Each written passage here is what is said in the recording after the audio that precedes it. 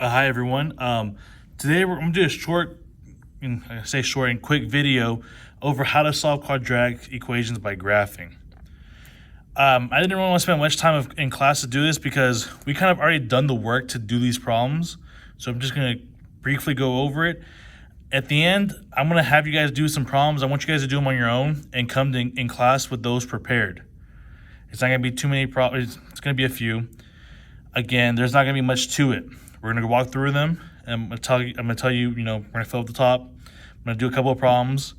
I'm going to have to walk through it, but because it requires us to graph, which again, you can use a graphing calculator or Desmos, I won't be showing that on here, so please pay attention to what I am saying.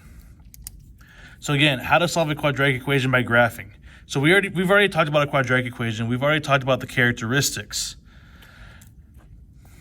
Now, again, when you're solving for anything, for an equation, you want to know what does x equal. In this case, what we're trying to do is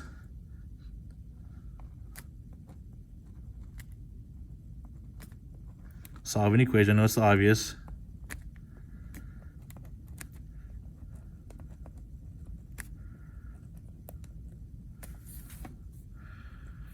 So we're going to solve an equation to determine what x value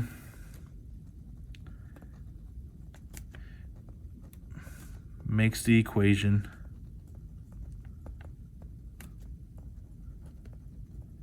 equal 0.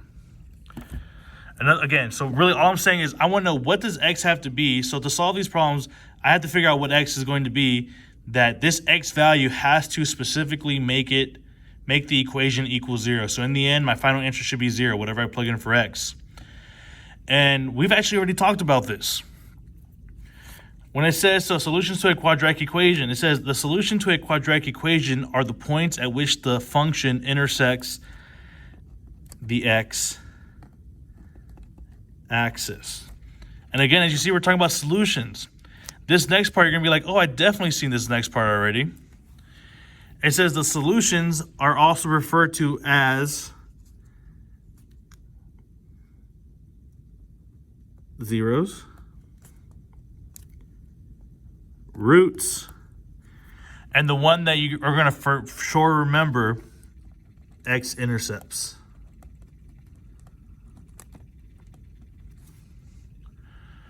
So all we're really doing is, again, we've already done this, but it's just another way to think about it. We want to basically know what is the x-intercept in this problem, because when it's your x-intercept, is when it crosses the x-axis. Y has to be 0. So whatever that value is going to be, whatever x is, y is going to become 0. We have 3 types of solutions. And again, we've kind of talked about this briefly in class. Your number of solutions depends on how your parabola crosses the x-axis. 2 solutions, here's an example. 2 solutions because your graph crosses the x-axis twice. 1 solution because your parabola, your x-intercept is your vertex. That's your 1 solution. And you have an option of having no real solutions because it's not going to cross the x-axis at all. So again, we've already talked about this, but it's just another way of thinking about it.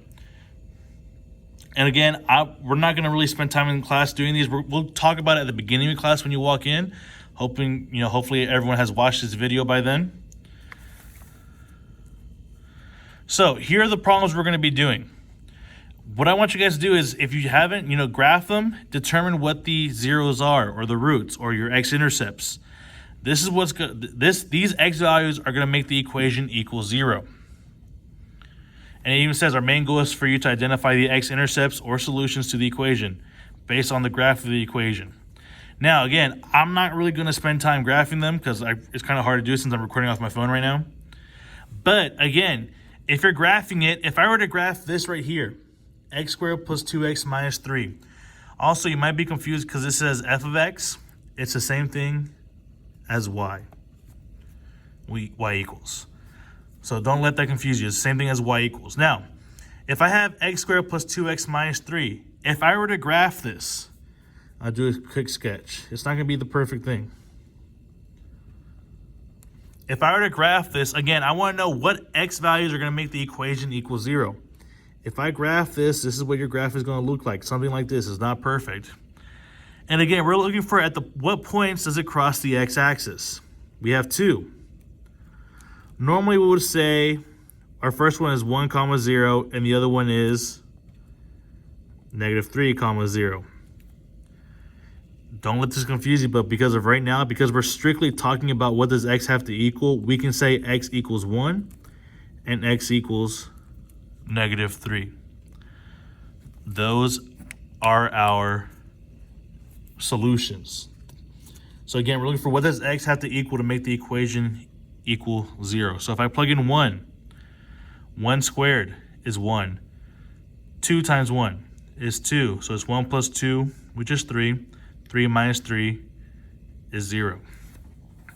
This next one, if I were to graph it, it's not a perfect graph, sorry. It will look like this. It only crosses the x-axis at one point, and that's when x is equal to -5. Again, if you don't believe me, just graph them. Number 3. So I've already graphed these, and I've already seen at what point on the graph do they cross the x-axis. So here I have x is equal to 2, and x is equal to 4. Again, you've already done these. It's just asking for what is the x-intercept. But again, it's another way of thinking about it. It's asking you at what point does the equation equal 0. In this case, what does x have to be to make the equation equal 0? Now, I want you to do the rest of these, 4, 5, 6, and 7. I will post this worksheet on Google Classroom for you guys to look at if you guys can't read these well, and for you guys to write down the notes as well. Please write these down. We will briefly talk about it when I see you guys again. And then we're going to move on to the next lesson, which is solving quadratic equations by factoring.